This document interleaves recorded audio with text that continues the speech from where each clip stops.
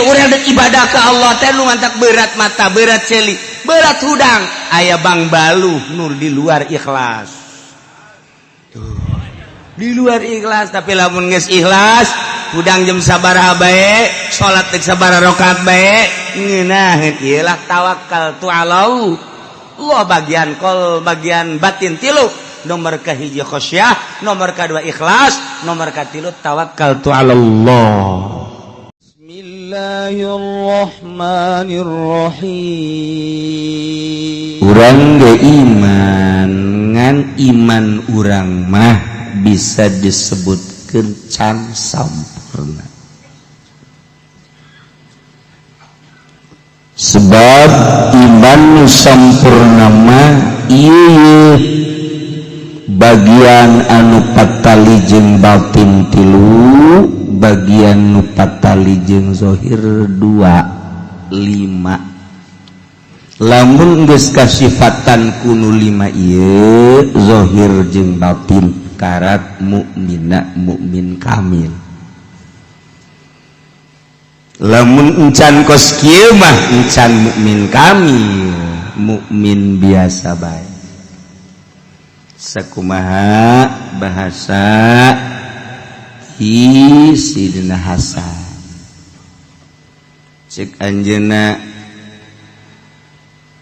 lamun kula ditanya tentang iman atau iman lagi cek bae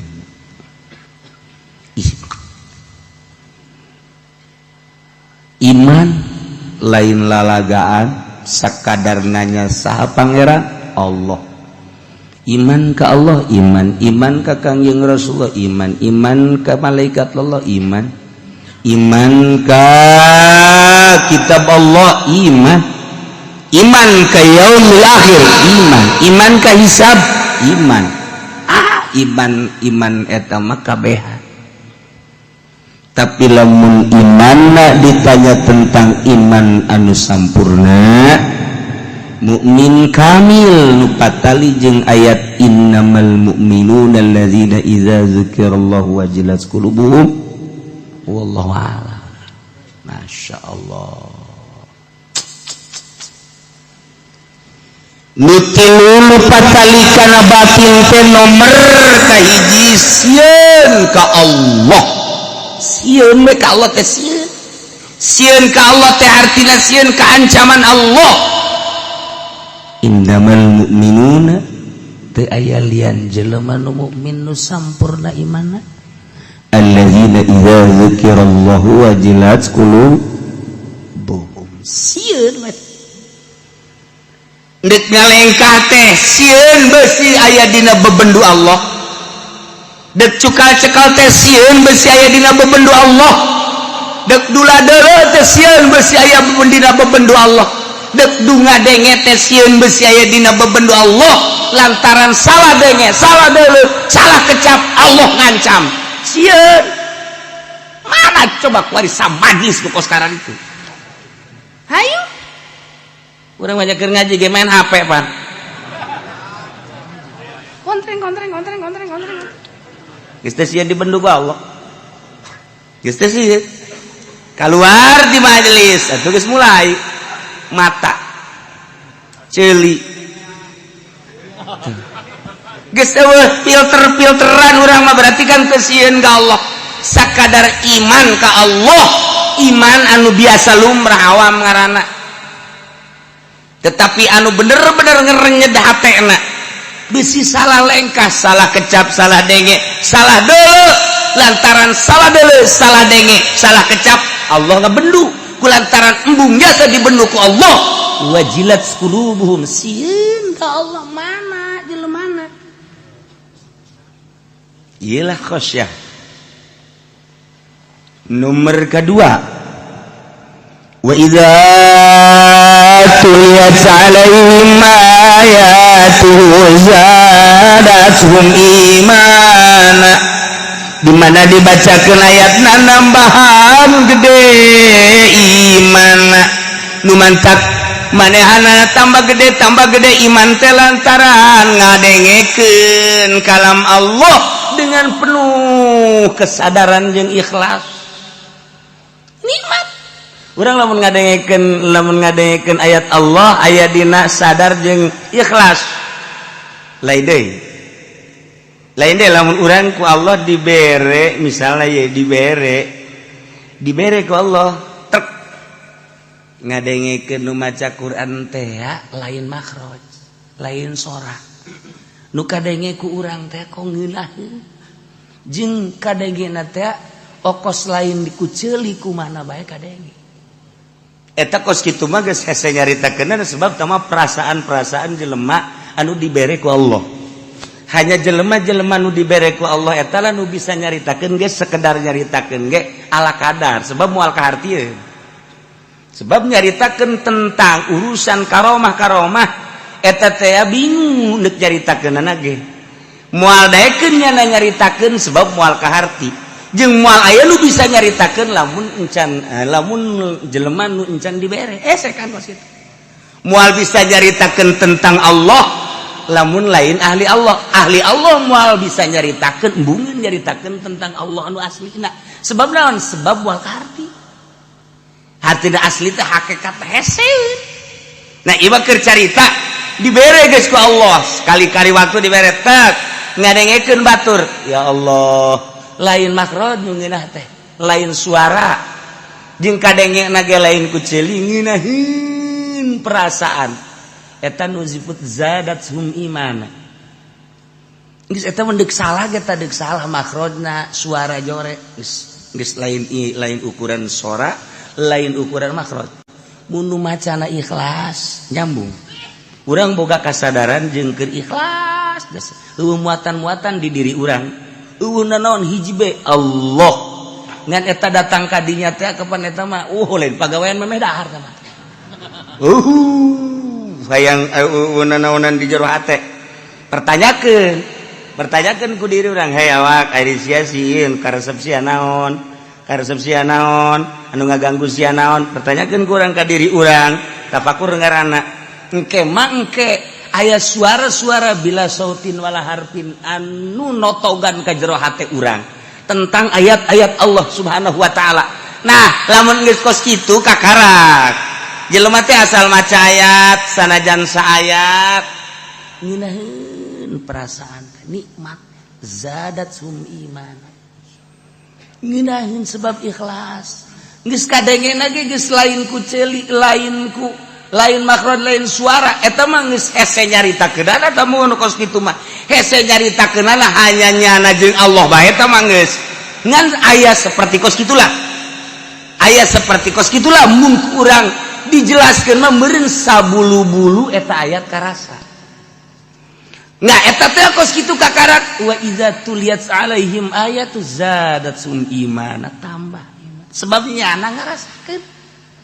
Urang makan kuari teh lamun ditanya kumaha eta bagus jeung Muammar gedeg 12 tos-tosan teh bagus mun itu itu mah teu bagus mun suara Haji Pendi eta kudu digunggura tah make pentil kadu set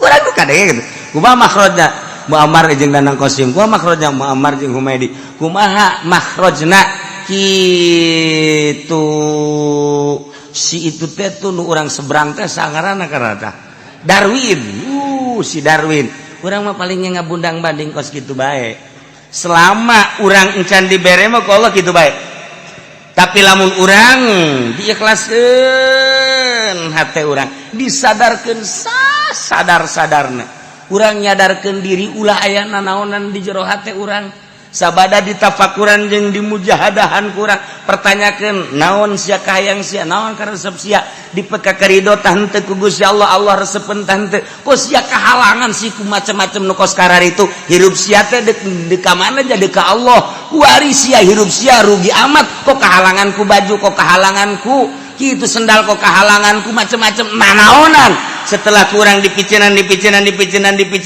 Allah mere sadar ikhlas anu luar biasa ulah urang nu maca batur nu maca bakal akur jeung urang nu maca urang maca moal daekeun kenceng macana ge moal daekeun kenceng teh moal daekeun gancang moal sadunya moal tah mah jelema lamun geus dibere kos kitu teh tek be moal aya nu gancang maca Quran A'udzu billahi minasy syaithanir rajim. Nginaheun teh nginaheun karasana nyana maca penting biasana. Bismillahirrahmanirrahim. Geus teu kuat ku nginaheun gitulah.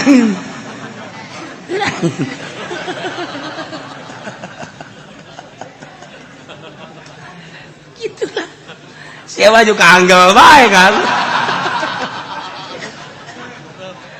Beda. Dah. Paling indah mah malah ngadaengkeun batur teh nginaheun lamun aya batur nu maca masyaallah. Sebab urang teu sanggup ngucapkeun. Nya urang ngucap nyebut Allah dia teu kuat, nyebut Allah dia teu nginaheun.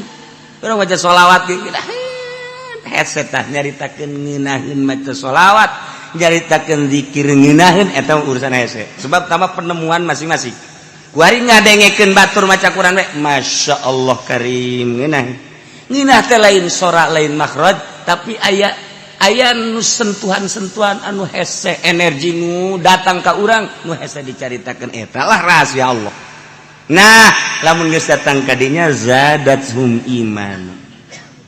Tambah iman. Sebab karasa kan punya. Iman urang mah kuari kan disungut doang. Encan karasa. Nu mantak engke di akhirat asyhadu an la ilaha illallah, abdi nyaksian bahwa taya pangeran wajib disembah kecuali Allah. Sia wawanianan nyaksian emang karasa ku sia. Ji.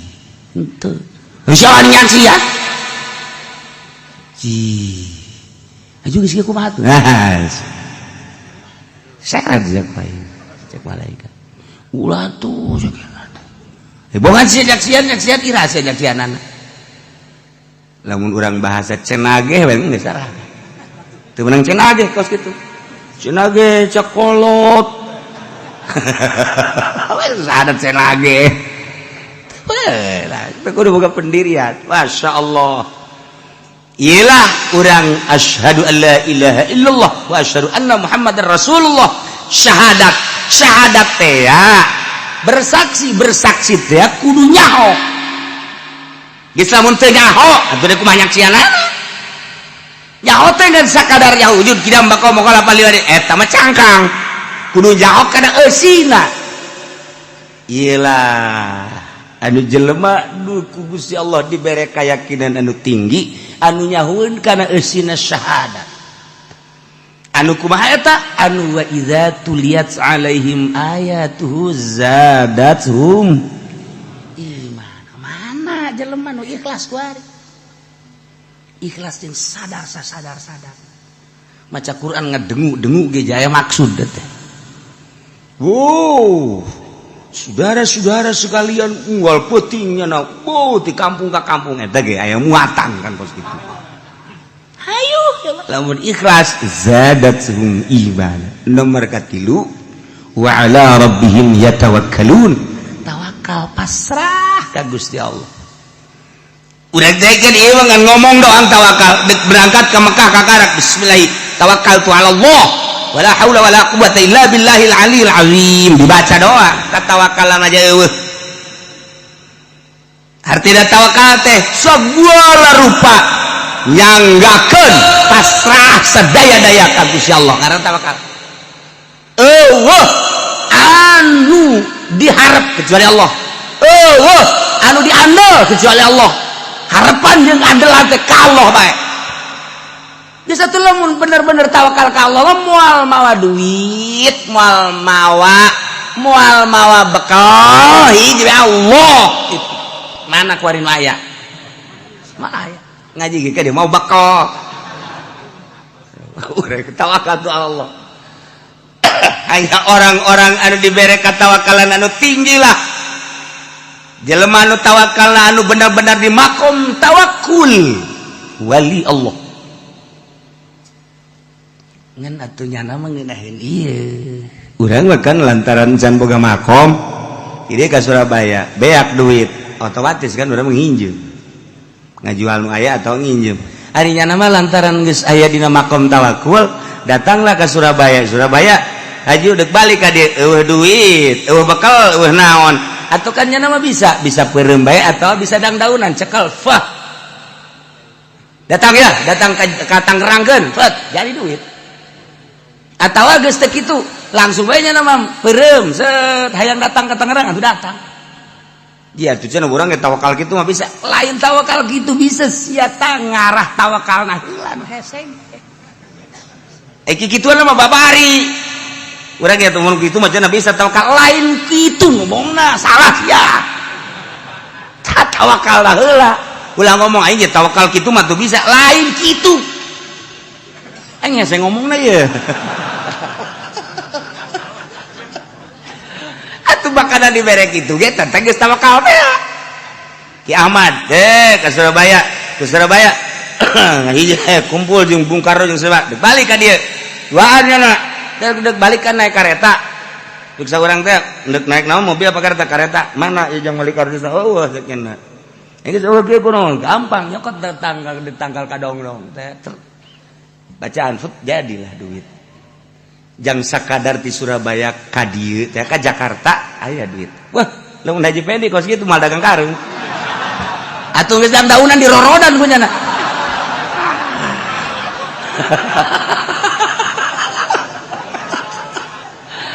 aduh Masya Allah nu mantak teu dibere ge eta maksudna bisi salah maksud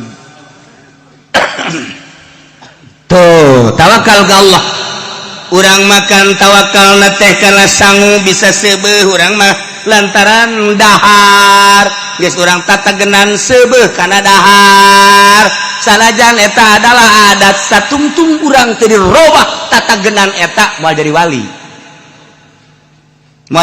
moal eta kudu dirobah ku urang khariqun lil adat urang teh kudu ngabedah adat tu tata dina mun teh mah teu dahar lapar warima dirobah ku urang ulah dahar hayang coba lamun urang terus bae dahar mal jadi wali mah penting urang teh ieu teh lamun teh hees waduh bahaya sebab ieu jadi adat kebiasaan urang teh kudu sare lamun teh sare 8 jam cak dokter mah 8 jam sampai sapeting teh atuh bae aku ngees bae eta mah atuh budak dek iraha maca dek iraha maca sholawat eta mah ngees deui nah dibuat urang ulah sare geus sayangnya bagi saya tik bae kok bisa kok situ kebel-kebel dirobah adat teh nu biasa sare teh henteu nu biasa sare ulah nu biasa sare henteu nah eta teh sebab naon dirobah kitu mah hese katawakalan urangna ka Allah Gusti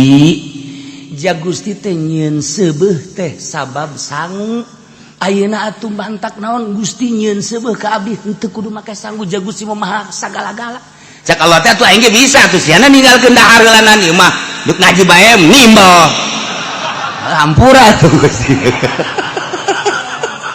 orang sawakalkan komunikasi teh jeung Allah teh siana aing mah kan nuturkeun sia cak Allah aing maha kawasa tapi aing nuturkeun sia kan bab ikhtiarna kan aing mere ka sia kan di sia kege eueuh ikhtiar sia nah urang komunikasi sakan jeung Allah mulai ku urang lalaunan dileungitkeun adab dahar terus ja beneran orang sia dibere ke Allah dileungitkeun kurang adat sare aing mere kakuatan ka sia sebab eta mah adat tapi sia da heula kudu usaha ayo usaha urang sapoe 2 poe 3 poe bener-bener urang geus muringis ka belah dieuna set jaba beneran sia dideulekeun ku Allah teh sebulan 2 bulan 3 bulan bener dibere kuat tek teu sare ge kuat asal nonton TV bae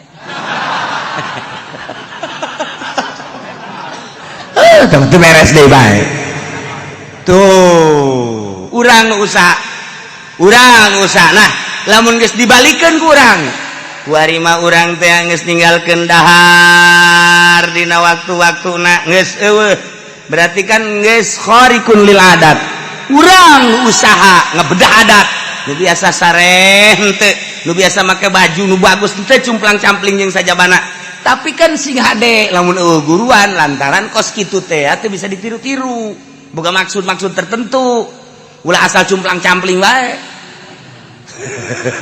maksudnya sia naon cumplang-campling aing hayang jadi wali beres kos gitu.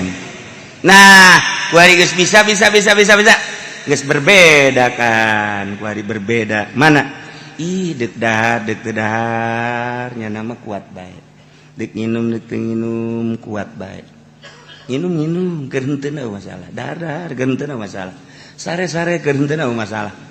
Jadi sare jeung teu sare bangunna akur bae, dibere kakuatan ku Allah seperti kos kitu. Enggeus, lamun geus kos kitu alamna berarti beda jeung urang nyana. Sebab alam urang mah alam dahar, alam nginum kudu di waktu-waktu nu jelas, mun teu dahar teu kuat bisa kiceup bae. Heuh, ai nya mah henteu, berarti geus beda kan alamna tuh nya mah alam kuat. Urang geus teu kuat. Sebab nya mohon ka Allah, janu Allah ciptaan Allah.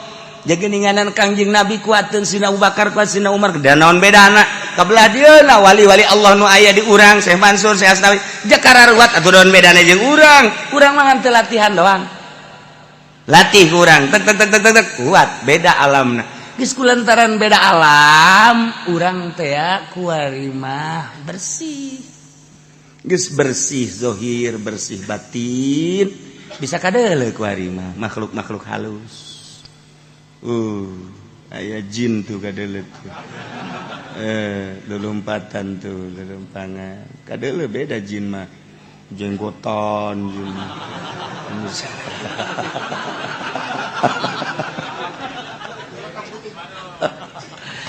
Bisa kapanggih jeung makhluk-makhluk halus, bisa jeung arwah-arwah. Ieu keur carita. Nah, iyalah tawakal. Masyaallah. Lamun urang geus tawakal tu Allah hiji we Allah menang perang menang nu sok dicaritakeun sering teh jelema greget jasa aya tangkal kayu anu sok disembah bae kemudian kujana dibawakeun kampak goblok sia nyarembah ka dieu setan buana goblok tolol sia mama ka Allah ulah ka tangkal kayu sembah ku sia tol goblok punya nandek diraga aja tek aduh setan datang set ulah kiai ulah naon sarembah ku jelema geus ieu mah amankeun bae urusan dakwah bae asa ulah dituar bae dayang tuar bae ih ulah galungan nya mar ribut jeung setan pan geuleuh jeung setan mah hese jeung haji pede ona bukan cekel aduh babari tabah tapi kan lamun jeung setan ku banyak keula hese tah tapi ieu galungan jeung setan ge menang wah setan dicekek ku nya saha bisa nyekek setan urang bisa nyekek setan berarti bisa nyekek hitut urang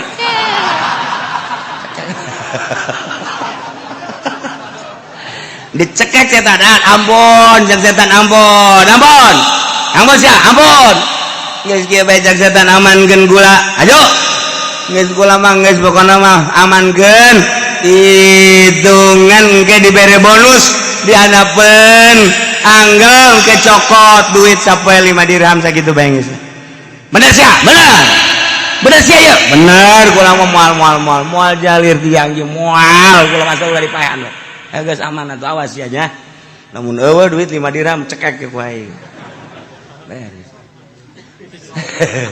di dulu bener isukna aya aja bener ieu setan sapoe 2 poe 3 poe 4 poe kali 5 poe eueuh ngan 4 poe doang kuat dah kali 5 poe goblok setan sia tuar deui ku aing sia tangkal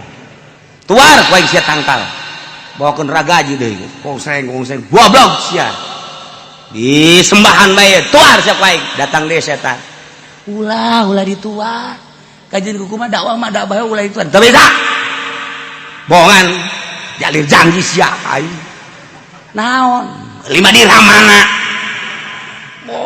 ulah dituar ulah gelut teuy jeung setan gelut eleh kiai eleh waduh anu tatadina jotosanana mantap cek kuari geus bisa ngajotos kiai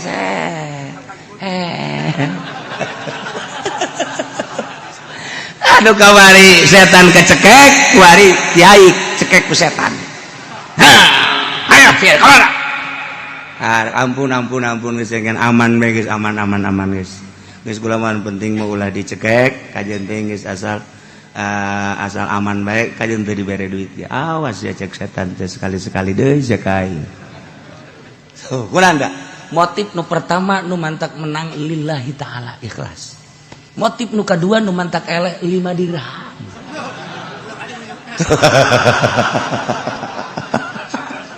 tuh etalah sebagai contoh terus-terusan ka ditu nage urang dek ibadah ka Allah teh nu mantak berat mata berat celi berat hudang aya bang balu nur di luar ikhlas tuh di luar ikhlas tapi lamun geus ikhlas hudang jam sabaraha bae salat teh sabaraha rakaat bae ngeunaheun ieu lah tawakkal tu alau Allah bagian kol bagian batin tilu nomor kahiji khosyah nomor kedua ikhlas nomor katilu tawakkal tu alallah bagian anu zahir 2 ieu alladzina yuqimuna shalah mukmin anu sampurna teh nyaeta jelema anu selalu ngadirikeun salat yaitu nabiha bihuquqiha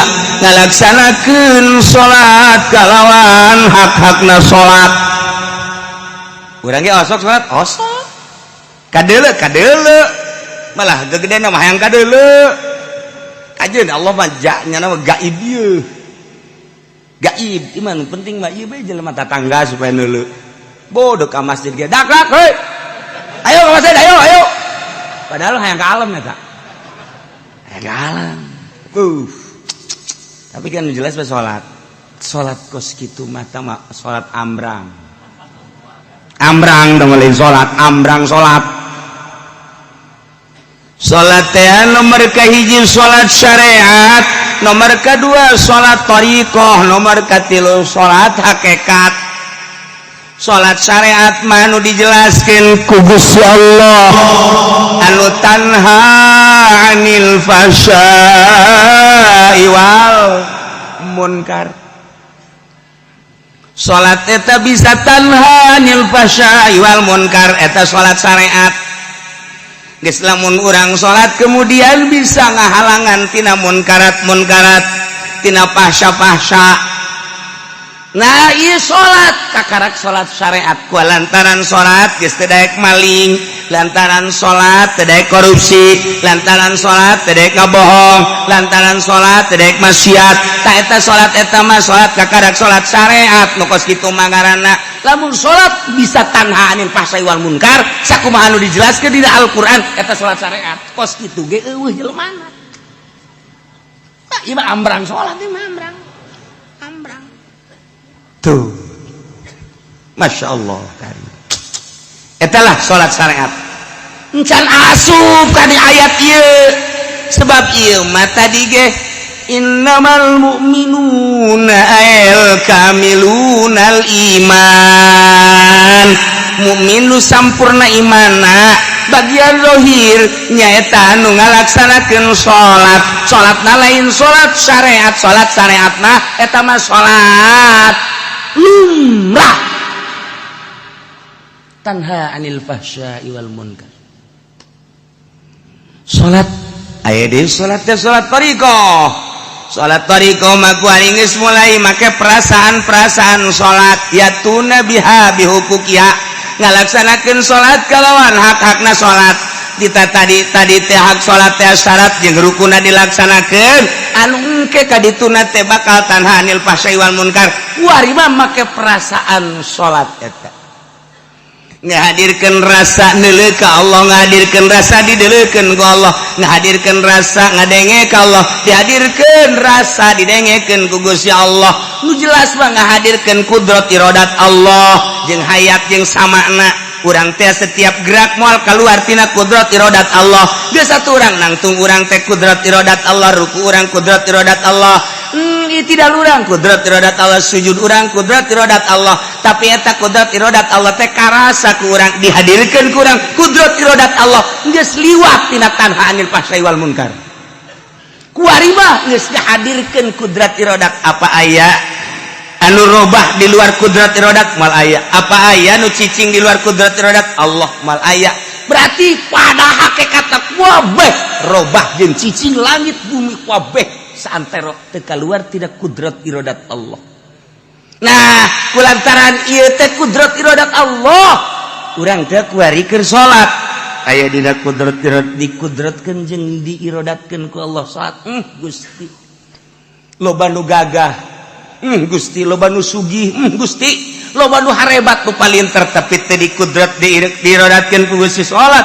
Abdi mah ieu masyaallah sakieu ayana, beuki rendah, beuki tawadu, tapi beuki karasa kudrat iradat Allah. Ieulah kudrat iradat Allah. Allahu akbar. Allahu akbar urang ngucap Allahu akbar teh apakah lain kudrat iradat Allah atuh kudrat iradat Allah?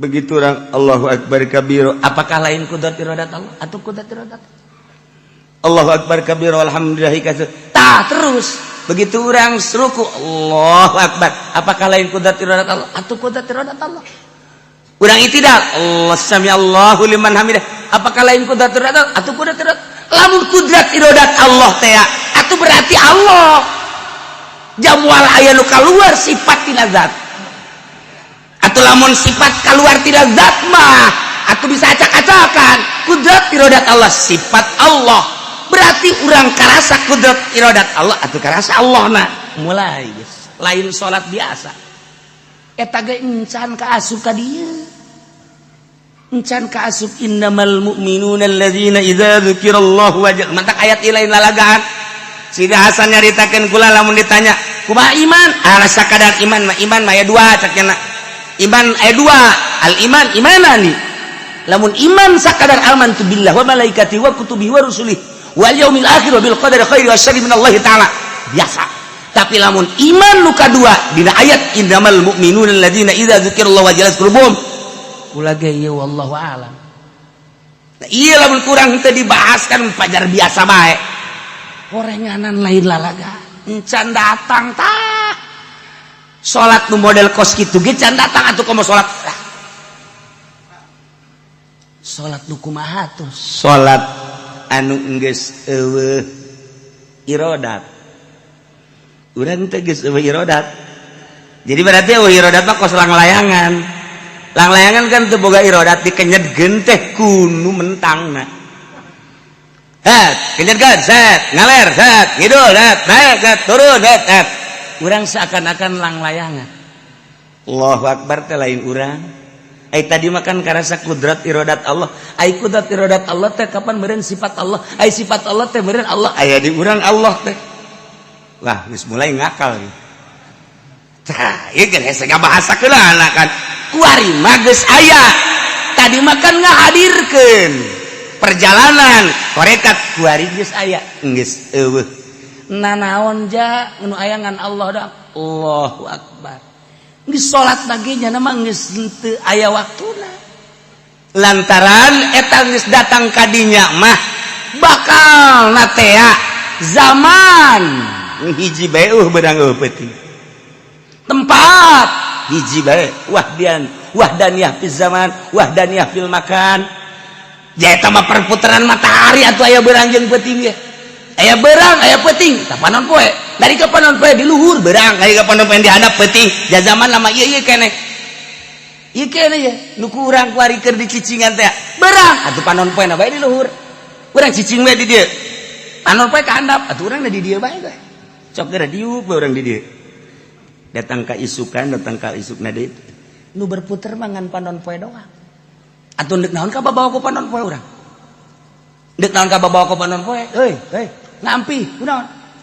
magrib kabawa ku panon poe kan berarti kabawa ku panon poe eta mah kos kitu mah eta mah jang budak orok eta mah kos kitu mah ibadah masih kene aya kos kituan orok lantaran eta mah kabawa ku panon poe kalau bawa ku waktu nu bantak wali mah eueuh waktuna salat teh disebut salat daim terus-terusan ya salat nya nama salat teh terus-terusan itu cenah waktu makruh ulah nyaritakeun waktu makruh nya mah geus eueuh pikiran ke mukrah makruh terus bae cenah mah salat tah lamun jelema alladzina yuqimuna shalah anu ngalaksanakeun salat terus-terusan yatuna biha bihuquqiha anu ngalaksanakeun salat kalawan hak-hakna salat geus puguh syaratna jeung rukunna wari tarik perasaan-perasaanana melalui ayat-ayat nakli wari dibere ku Allah perasaan datang ke perasaan blok ya Allah nikmat amat aya di dinya idza wasala abdu biha summiya arifan billah asal geus datang ka dinya disebut ma'rifat ka Allah Allahu nurus samawati wal ardh masalun nurihi kamishkatin fiha misbah al misbahu fi zujajah az-zujajatu kana kaukabun durri yuqadu min syajaratin mubarakatin zaitunatin la syarqiyyati wala gharbiyah. Nah seakan-akan ilmu makrifat eta di jero kacana aya kacaan deui di jerona aya palitna hurung tapi minyakan ngagenyai ka mana-mana.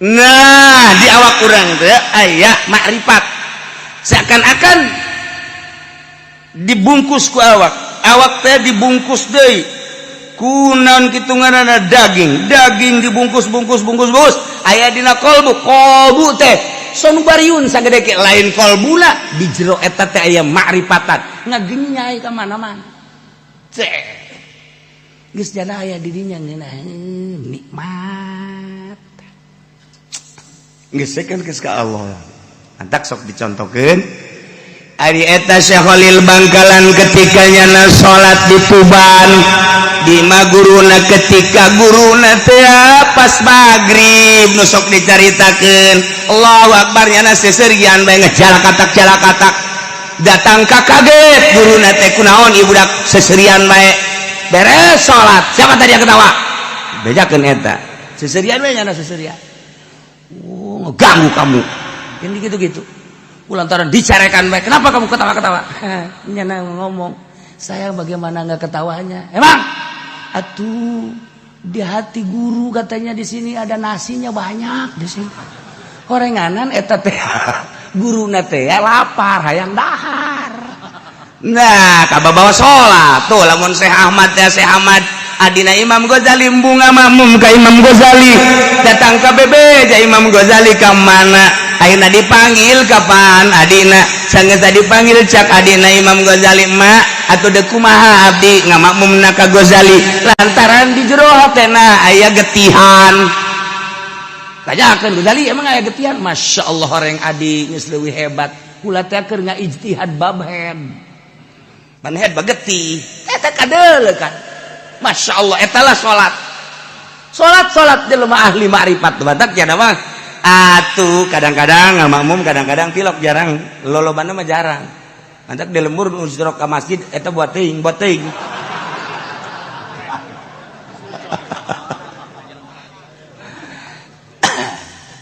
Imam Abu Yazid al-Bustami ditanya minaina anta takulu wa tashrabu di mana anjeun dahar jeung nginum sedengkeun anjeun mah kapan laka saba teu usaha teu naon dijawab ku Imam Abi Yazid al-Bustami min haitsu yarzuquhullahu ba'udah di arah anu Allah ngarizkian kareungit afataro apakah anjeun leuleuh ka reungit boga perusahaan henteu reungit boga sok dagang henteu reungit nyana osok kitu ngaranna kuli henteu tapi eta dirizkian bae ku Allah tah sakumaha Allah ngarizkian ka reungit sarua jeung ka kula ge ngarizkian teu kudu dagang teu kudu tani teu kudu nanaon bakal dirizkian bae eta lah tawakal kula ka Gusti Allah masyaallah menang 2 poe salat ngamakmum Allahu Akbar ngamakmum biasa wali ge ngamakmum oh masalah kan sah ngamakmum urang wali kan lain wali sah sallu khalfa fajirin wa birrin salat bareng kabeh tak tukangin jelema nu fajir jelema anu birin bagus sah bae bahasa lamun kuat ngan kulantaran biasa teu kuat urang sebab perbedaannya jauh jarang nyana ngamakmum biasa Allah beres ngamakmum imam nanya Masya Allah mama ditanya deh min aina takulu atas sebuah kasabalat ai mama di mana ieu dahar jeung nginum sedengkeun teu kasaban mama Masya Allah cek imam abuya jedang geus tungguan heula sakedeung aing deuk salat heula kobo ke beres kodok kakarak aing ngobrol jeung sia teu sah salat aing Allahu akbar nyana salat beres eta imam kan kaget teu sah ya aing sakieu hebatna sakieu teh mama teu sah beres ditanya deui salat entos mama entos pan mama ngateusakeun ai sia ka aing nanya ibadah dahar ti mana nginum berarti sia teh jauh ka Allah lamun sia teh jauh ka Allah aing ngamakmum ka sia atuh aing mah nya ngamakmum ka jelema teh jauh ka Allah goblok sia teu sah aing salat aing pan urang mah ku ari teu sah kabehan salat imam lagi waduh PNS magani budak lamun teu boga ijazah mah teh teu dahar oh tah mah jarang kudu dirampe tah mah kos kitu mah imam tah Imam Abi Yazid al-Bustami kos kitu goblok aing sia nanyakeun di mana dahar di mana nginum aing teu kasab berarti sia teh nya ka pangeran manya aing ngamakmum ka jelema nu teu nya ka pangeran teu sah salat aing kodok sia kan bener eta ngomong oh kos salah tapi bener kos bener tapi salah lu jelas bah ahli Allah eta lah pangkat kamal nah jelema-jelema anu geus sampurna dina kaimananana salat bakal berbeda sebab naon moal karasa capek salatna indah jeung nikmat sebab lain nyana aya energi anu ku Allah dibikeun dibere ka jana sehingga urang nu neuleukeun nyana nu kaget salat itu kurang Masya Allah kudu dices bareng ieu mah Allahu akbar Allahu akbar lainnya nu salat perasaanana dibawa geus dibawa ku perasaan nu lain perasaan urang eta lah nu hese dicaritakeun geus tabanyana mah jam sabaraha bae penting salat sadaek nanya Allahu akbar eueuh kacape Allahu akbar biasa beurang biasa eueuh kacape sebab eta perasaanana lain perasaan urang kieu itu lamun perasaan urang nu ieu mah atuh sarua jeung urang atuh capek salat duha 8 rakaat bae geus mun sang mangsing guys aing mah moal 8 poe isuk mah mah kunaon paradol 4 lah aing isuk mah turun 4 pegel keneh 2 lah jadi henteu ga dituna tah sebab urang bangsa ngan urang mah hayu bae terus hayu bae engke ge dibere ieu ku Allah engke ge dibere set lamun urang terus bae kan ulah ngarep-ngarep dibere eta mah rahasia Allah eta mah rahasia Allah aya nu dibere aya nu henteu aya nu dibere aya nu henteu ngan ketika dibere urang ge bisa kaget oh ya Allah ya Rabbi bere kuat sih dibere hampang sih dibere tenang sih dibere tentrem sih dibere plong mun dicaritakeun memeureunanan hese nyaritakeunana lantaran aya perasaan-perasaan anu di luar perasaan nu biasa iyalah jelema anu terus salatna anu salat hakikat anu salat hakikatna disebut salat daim anu geus ngarasakeun nikmatna salat jadi salat eta ngeunaheun sakumaha Kangjeng Nabi jaritakeun bahwa salat eta nikmatna luar biasa ngeunaheun salat ialah alladzina yuqimuna shalah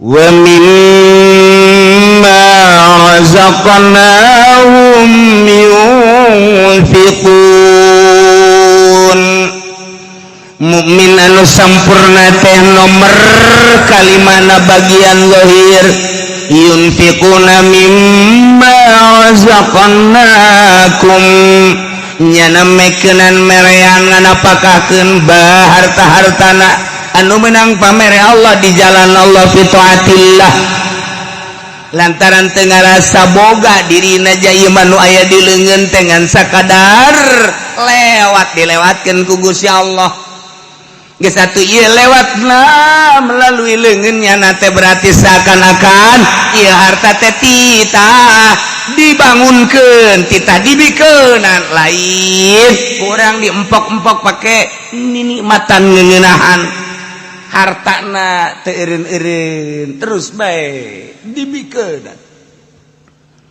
ieu lah mukmin anu sampurna geus eueuh pijelema teh hese urang mah ku hari mah mun kakak urang boga mobil urang henteu aju urang nginjem ka kakak teh sia emang di ka mana cak kakak teh ibu gua di ka Bogor naon iya ya perlu heula ngolotan lah kieu bae lah daripada make mobil mah geus ka tenggor mesin naon tah ongkosna bae eta teh min jumlah ti pelit eta kos kitu pelit eta kos daekan keneh mere ongkos daripada mobilna pelit eta kos kitu eta diriskeun eta mah mere aya geus teh kudu make mobil kakak mah geus bae ala kadata mere rokok bae leueuh geus teh mah pohara jauh tabaka mukmin kamil jauh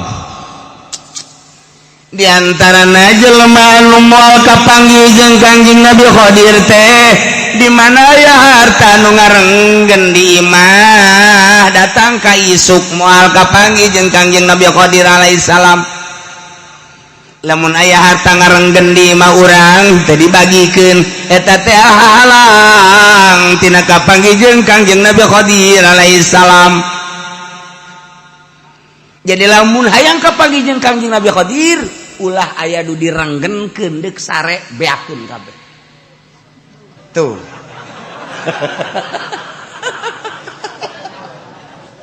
ya Allah ya Rabbi cek Sayyidina Ali lain jelema minal muqarrabin lamun jelema masih keneh ieu neundeun ieu jang isuk lamun masih keneh boga pikiran ieu harta jang isuk eta teh ulah boga pikiran bahwa nyana luhur pangkatna laisa minal muqarrabin lain ulah aya pikiran jang isuk ulah aya gitulah ahli-ahli Allah subhanahu wa ta'ala masyaallah karim nah iyalah jelema anu mukmin kamil razaqnahum yunfikuna mimma razaqnahum selalu nganapakakeun harta-harta anu menang pamere Allah dinapakahkeun fi taatillah dina jalan Allah subhanahu wa ta'ala urang keur boga tuh masjid bangun urang tuh majlis bangun tuh pondok bangun fakir miskin kemudian yatim piatu hayo terus jalan-jalan kurang bagus ayo geus teu kudu ngadaguan ti bupati geus pokona mah kurang we jalan-jalan cai ayo tat kena rapi yunfikun fi taatillah taat Allah engke jadi bere rasa ku Allah nikmat geus teu nganggap perhatikan kana harta urang teh nu mantak embung ngabangun jalan cai embung ngabangun jalan embung ngabangun musola embung ngabangun masjid eta teh hook ka harta berarti urang memiliki ka harta eta lah hijab antar urang jeung Allah ku harta eta lamun tah geunaheun tah ngomong namanya tuh bangun hampang teh gitu teh hijab eta antara urang jeung Allah mantak ditapak urang ku urang kayang jadi jelema luhur lain zikirna zikir mah gampang lain zikir teh mujahadah merangan nafsu riyadhah ngajar nafsu tafakur awak naon sih duku sia dipake karesep kuari naon asana sia jadi teu ngeunaheun amat bawa ibadahna makanya umur teh jauh bawa isuk bawa kapageto contoh nusa umur jeung sia tuh bari geus aya di leuweung sia ge moal kebal deui kajian kumaha ge ican ngeunah keneh bae hayo coba naon nu mantak ieu teu ngeunaheun ibadah salat segala salat segala naon kitu ngaji Quran segala naon aya naonan sia naon pake karesep kuari timbul kege urang resep naon kakak naon ka jawab urang resep anu misalnya orang resep motor ayo motor sia pake karesep memang sia je ka mana ndeu ka mana sapira sia itu cenah aya jahe tuh sia makan tak panyakit tetangos gitu segala jahe segala naon atuh ngaca buuk sia deuleu buuk geus pararuti goblok tah pakeur urang ya Allah era bae sia mah ku tolol-tolol teuing nah iyalah naon anu engke dijawab urang sia resep tentang naon resepna sia masih kana resep kana dunia sedengkeun dunia bakal ditinggalkeun ulah ka halangan ku dunia ulah kitu katipu ku dunia sia isuk pake teh sia paeh dunia ieu ditinggalkeun terus be ku urang dipaksa urang teh gitu kebal teu nganggap urang kana dunia teu nganggap urang kana dunia oh ieu mah aya uli ge uli ku urang teu kadahar ku keluarga teu kadahar didikeun teu datang ka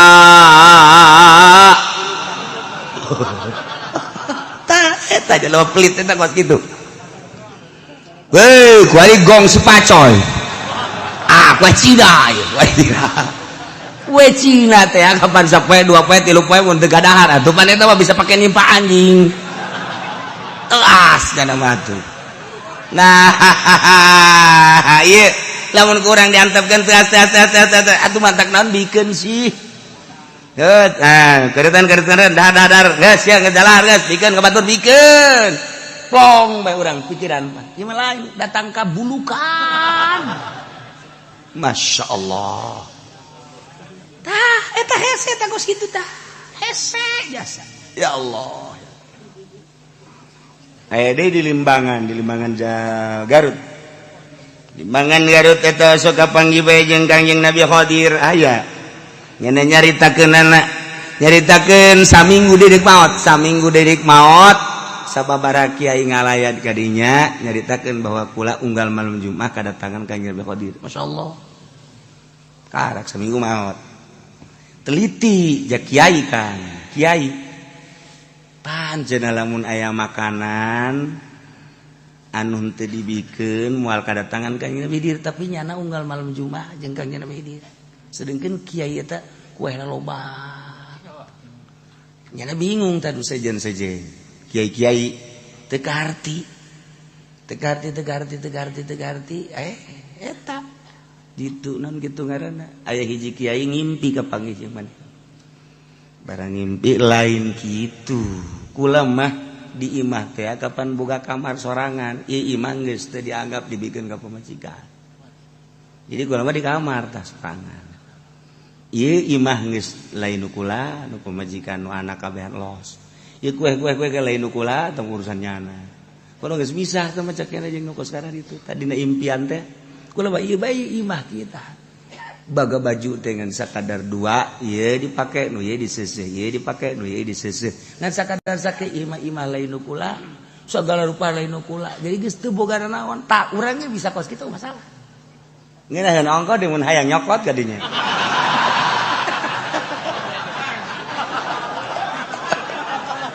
oh mau datang atuh sia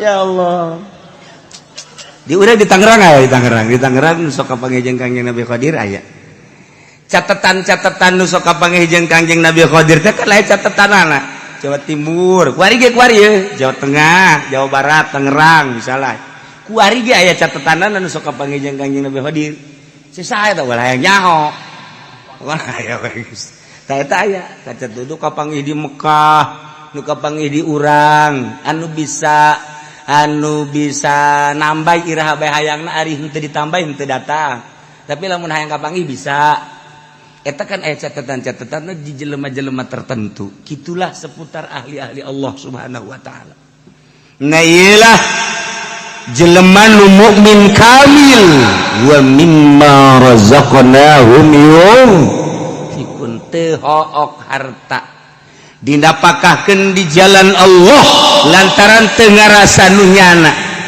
naon bae ieu harta nu datang ka nyana titipan ti Allah lain nu kula geus gampangeun jasa lamun endek ditasarupkeun teh gampang ulaika humul mu'minuna haqqan na ieu jelema nu kasipatan bima zikra kudu tadi teh hiji jelema nu sieun ka Allah nomor kadua nu ikhlas nomor katilu nu tawakal bagian batin nomor kaopat da anu salat bae anu salat teh salat hakikat nomor kalimana anu teu hokok kana bakahkeun hartana ialah humul mu'minuna haqqan ialah jelema-jelema nu mukmin kalawan nyata imanna. Urang mah kan iman teh bisa dinyatakeun ku ari urang. Teu bisa dinyatakeun, guluang galeong. Mendak Syekh Kifudal bin Iyad ditanya, "Ari iman anu nyata kos kumaha?" Sok nyaho Syekh Kifudal bin Iyad. Henteu kula mah hayang nyaho be. Ieu ayat ieu humul mu'minuna haqqan mukmin anu hak kumaha? Mukmin anu hak mah bari kieu nya ye. Mukmin nu hak tah lamun kopehanna digilirkeun kitu tah. Ya, dah masjid ngagiler, masjid oyag. Dikitukeun deui ku nyana. Sakageteun nanya kaget. Cih, tah eta mukmin hak. Masyaallah. Bebeja tah. Jelema teh eta entas nanya ka Kifudal bin Iyad. Bahwa Kifudal bin Iyad teh kos kitu. Nusa urang nanya deui geus menang sababaraha poe. Mama, hayang nanya. Wah. Ai mukmin anu hak tahu lah nyaho mukmin hak mah disebut apa ahli Allah henteu gua mah penasaran mukmin anu hak kus mah mukmin anu hak mah lamun kopehna digular-giler tah oyag ieu taneuh dikitu jana oyag-oyagan kutek geus stop pracok eta mukmin hak yakin babarieu masuk ka ditu sih tak jadi mukmin hak mah geus kun fayakun Allah dibikeun ka nyana. Deuk hayang naon? Deukeut. Hayang ka Mekah dideketkeun set lengkah. Masyaallah kari. Deuk hayang duit daun cokot. Deuk hayang kumaha deuk hayang sayangan nyana embung urang mah pan gua loba ka hayang mah tak teu dibere ku Allah. Ayeuna geus bunga naon. Satu loba ka hayang atuh kitu bae henteu. Wari barang tapal wali Allah mah ji naon make raribut cenah di Indonesia wali Allah mah kos kitu naon raribut atuh jak kabeh ge nang Allah ye kariman rek naon penting mah hayu ibadah tuh ka Allah kitu kan wali Allah mah endeu kumaha ge kajian teh urang lamun nyaritakeun jeung wali Allah mah hese sebab naon sebabnya nama ngagunakeun teh ruh ai ruh mah kapan atuh endeu kumaha ge bisa bae. Urang kuari sholat di majelis bisa, sholat di masjid bisa, sholat di musola bisa. Kebeneran urang nyaba ye ke Jakarta. Kebeneran urang dek sholat di Mancek, gong si Pacoy. Urang nyaba ka ditu. Saya mau sholat. Oh, nggak ada tempat, ada juga itu kelenteng. Antum sholat di kelenteng gak masalah. Jangan sholat mah iya. Sholat Allahu Akbar di kelenteng urang. Sing hade bae gong si Pacoy nah hudang. Nah, jadi makin luhur teh makin bebas, makin teu bermasalah. Dik naon teh gak masalahkeun, ai urang bae ulah nyaritakeun batur. Eta mah urusan batur, urang bae ku ari mah geus datang ka mana ibadah ka Allah. Nah, kos kitulah jelema ngan eta kan hese hayang datang ka dinya teh urang mah kababawa ku pikiran-pikiran luar. Urang mah kababawa ku pikiran luar mantak ketika salat teh arasup ka dieu. Pikiran politik, pikiran ekonomi, pikiran budaya asup. Allahu Akbar lain salat. Aya golkaran di jero ieu. Allahu Akbar beres. Nailah mu'min haqqo. Ya nu bener bila syakin lahum darajatun inda rabbihim. Lahum tetap ka para mukmin anu jelas anu hak kabogaan pangkat di sorga inda rabbihim munggu pangeran di sorga naga atuh lain deui boga pangkat teh hartina darajat anu beda jeung nu sejen nomor kahiji ke mursalin nomor kadua ke nabiyin nomor katilu ieulah jelema-jelema nu ngabogaan darajatun inda rabbihim 100 derajat bedana jeung jelema biasa 100 derajat bedana ye mi'atu darajah urang lamun aya dina mukmin hak jeung nu sejen 100 derajat sadarajatna diukur kieu sadarajat teh gede-gedena eta darajat andai kata bumi jeung langit diasupkeun ka derajat nu eta asup kabeh sedangkan nya nama 100 derajat geus hese jaritakeunana masyaallah kunaon eta ku hese-hesena ikhlas ku hese-hesena hayang jadi mukmin haqqo ku hese-hesena innamal mu'minuna alladzina idza dzukirallahu wajilat qulubuhum seja anu ngageter-geter sieun ka Allah sehingga beusi salah mana jelemaana seja anu ikhlas teh mana seja anu tawakal tu Allah teh mana anu alladzina yuqimuna sholata salat hakikat nu mana anu wa mimma razaqnahum yunfikun iyalah nu 100 derajat bedana masyaallah wa maghfiratun jeung pangampura geus jelas atuh tamah manehana lamah engke di dituna ditambahan deui warizqun karim ieu nya kesenangan anu pohara fil jannati di sorga ieu teh geus lain kesenangan dahar nginum jeung awewe lain ieu warizqun karim teh ukuran urang rizqun karim dahar nginum sagala aya urang makan ka sorga ge ka sorga ya urang mah hayalan eta sia hayang ka sorga hayang emang kudu di sorga mah dahar ngeunah sagala rupa bidadari ge 73 we ngejepret teh weh sakumaha karet burung urang hayalan eta sebab pikiran urang mah datang ka dinya ieu mah lain rizqun karim teh kenikmatan ruhani anu kuari bae ge kenikmatan ruhani mah geus hese babandinganana nu mentok sanggup cicing bae di imah sorangan sanggup bae cicing di kamar sorangan beurang jeung peuting teh lamun teu boga kanikmatan moal daekeun nu bataknya wani di imah sorangan bae malah indah mun ditinggalkeun ku sasaha teh nikmat sorangan eta teh kan aya kepuasan ruhani nikmat nu batur teh nyahoun na rizqun karim di dunia baheula geus dibere kanikmatan ruhani nu luar biasa di akhiratna dibere darajat rizqun karim 100 tikaleun tibatan di dunia ya Allah ya Rabbi lain bantrak-bantrakeun ima innamal mu'minuna ayat ieu pohara jasa ayat jelema-jelema anu ngabogaan iman anu sampurna disebut iman kamil anu geus kumaha nyana bae geus kumaha nyana teh cak Allah geus diserahkeun ka anjeun nyanana embu sebab tawadu beuki luhur beuki tawadu nyana mah anu bisa mi'raj setiap saat bisa mi'raj lamun Kangjeng Nabi nyaritakeun Isra Mi'raj Israna Kangjeng Nabi minal Masjidil Haram ilal Masjidil Aqsa lailan ti peuting digambarkeun ku ayat ieu mah artina lailan teh poek berangkat urang ti popoek neangan cacaan artinya popoek teh syariat mah poek bae leumpang ka mana bae ge poek cek ieu haram cek ieu halal cek ieu meunang cek ieu asoh cek ieu sohe cek ieu dhaif cek eta poek ngaran leumpang dina syariat digambarkeun asra minal masjidil subhanalladzi asra minal masjidil haram ilal masjidil aqsa lailan peuting poek gambaran teh poek urang leumpang dina syariat begitu naik mi'raj kapanggihlah Kangjeng Nabi di Sidratil Muntaha wan syaqqal qamar naon kitu ngaranna bagi cacang teh artina kitu kapanggih jeung Allah lain Allah aya di luhur tetapi Kangjeng Nabi dibukakeun hijab di Sidratil Muntaha ieu teh mi'raj turun Kangjeng Nabi set epang di alam nu ieu atuh lain sebab atuh lamun di alam nu ieu mah ti Masjidil Haram ka Masjidil Aqsa sabaraha jaman sabaraha poe sabaraha bulaneun aju naek ka luhur deuk pake naon ulang alik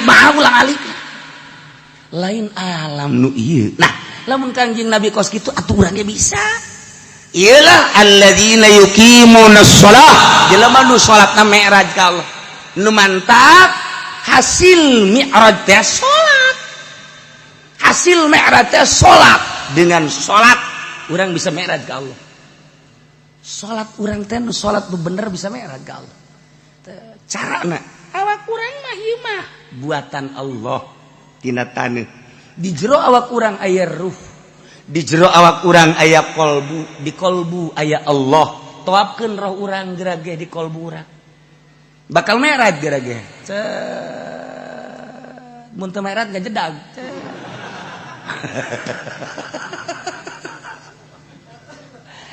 Seperti gitulah ahli-ahli Allah.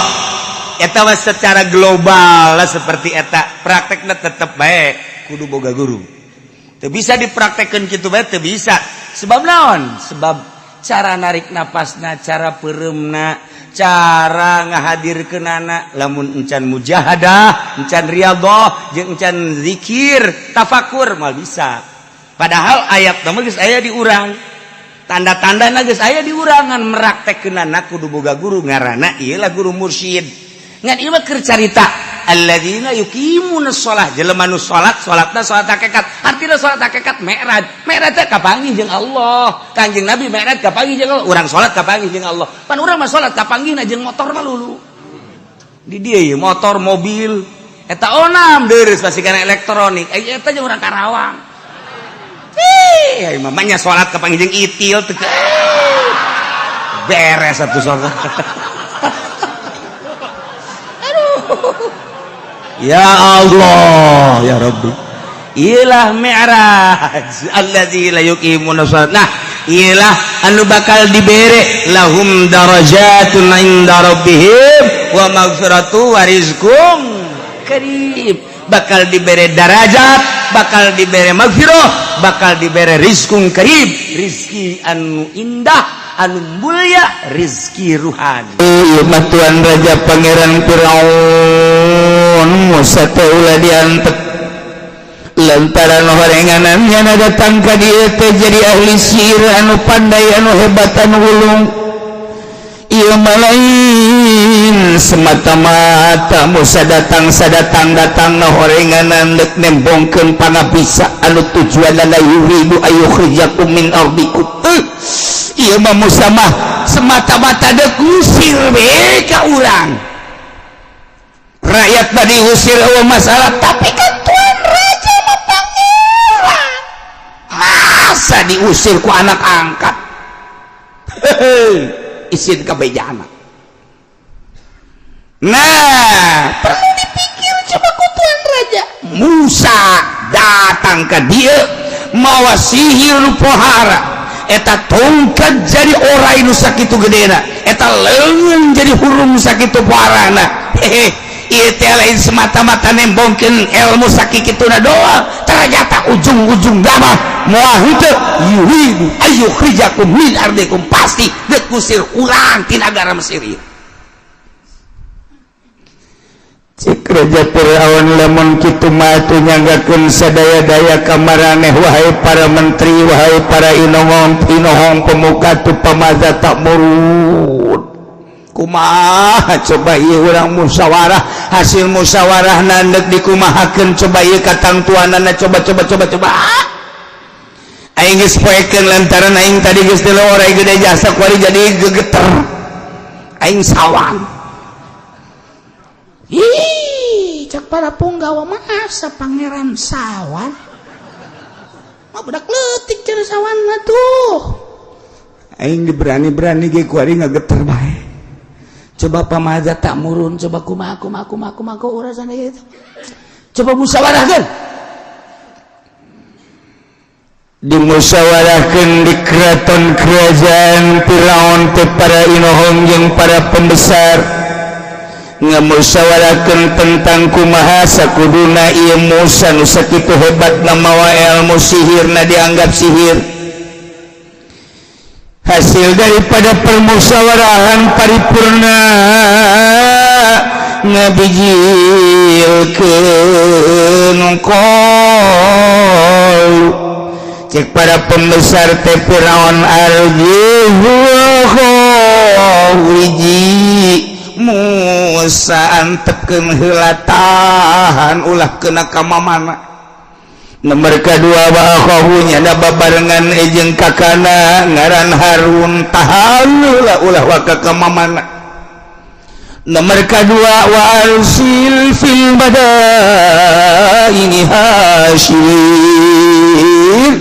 Tuan Raja ngerahkeun coba utusan-utusan ka unggal kota supaya nyanang kene angan ahli-ahli sihir aya di Mesir khususna umumna di saantero negara anu engke utusan-utusan tersebut titah datang ka dieu tuh bikul sahirin alim mawa pesihir-pesihir anu jitu nu hebat nu handal al pandai ngelehkeun sihir Musa matak naon kos kitu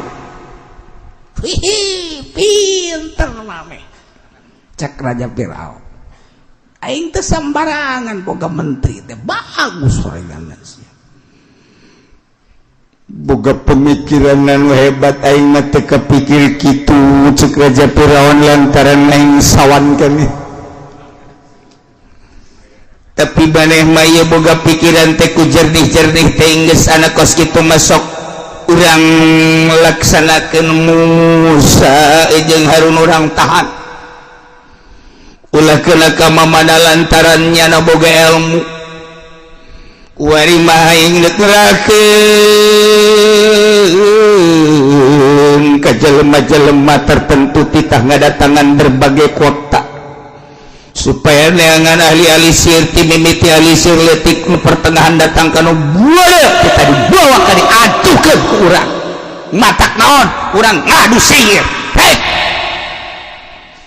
atuh ku ari Raja Firaun teh geurakeun utusan-utusanna ka unggal kampung disak-sak tukang sihir teh kabeh dibawa masyaallah wari mah utusan-utusan kaunggal kampung kaunggal daerah teh aya nyaksakan tukang-tukang sihir waktu dibarawa kabeh ka istana masya Allah karim atu wajah as-saharatu Fir'aun datang ahli-ahli sihir ka Raja Firaun jumlahna lain seetik tukang sihir ternyata horenganan ieu tukang sihir di Mesir saat eta anu dibawa ke kerajaan Firaun jumlahna 15.000 lain lalaga tukang sihir pemimpin tukang sihir ngaranna teh Samun wakilna ngaranna Yuhana urang lamun neuleuki Samun jeung Yuhana ulah wakan neuleu ikatna jeung ulah wakan neuleu janggotna neuleu cincinna bae ge bualala deui jasa mantap ku ari ge lamun aya nu make cincin galala deui eta ge termasuk asana kudu dibalang-balangkeun ta cincin ulah tenang bae heulana kakarak dianggap tukang sihir mah leutik teh malana lain lalago maka cincin naga ieu teh asa hiji curug teh asa hiji dari hiji lain hiji dipuatan dua ka dieu aya ka dieu aya dieu aya ka dieu aya urang mah berat ku cincin bae sebab lain sa cincin-cincinna lamun urang nanyakeun ka nyana teh mah di deuleu di batu cincin doang saya yang kawinnya gampang teh mah cek jana tuh deuleu di cincin aing ge aya eta tukang sihir heuh kudu kumaha lain sia bae nu hayang kawin aing ge hayang tolol teh tukang sihir tetep bakal lelebisaan jasa tukang sihir mah urang datang ka dinya saenggeus datang ka dinya memeh maneh datang ge geus kajahoan ku embah pabaksudan maneh geus nyaho mbah mangan mbah mah hayang ngadenge ku ceulik mbah langsung we pada mbah geus nyaho tolol teh duku geus nyaho ongko nanya ongko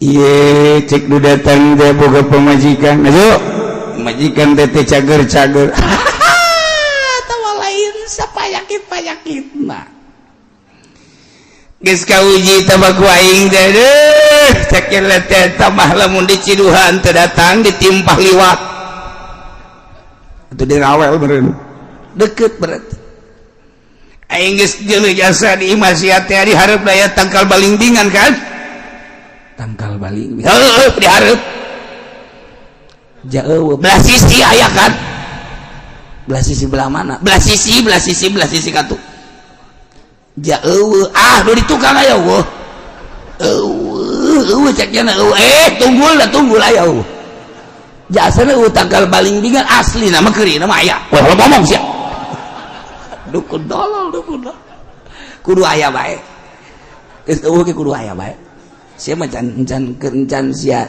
can lahir geus aya eta tanggal balingding eta di dinya tah juligna di dinya eta kudu dicabut eta di dinya Udunnya apel jin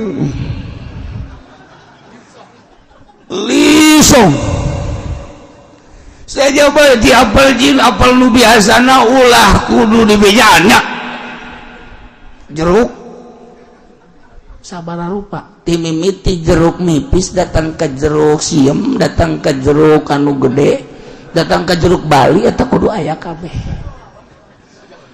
eta jangan ulah loba omong jinna loba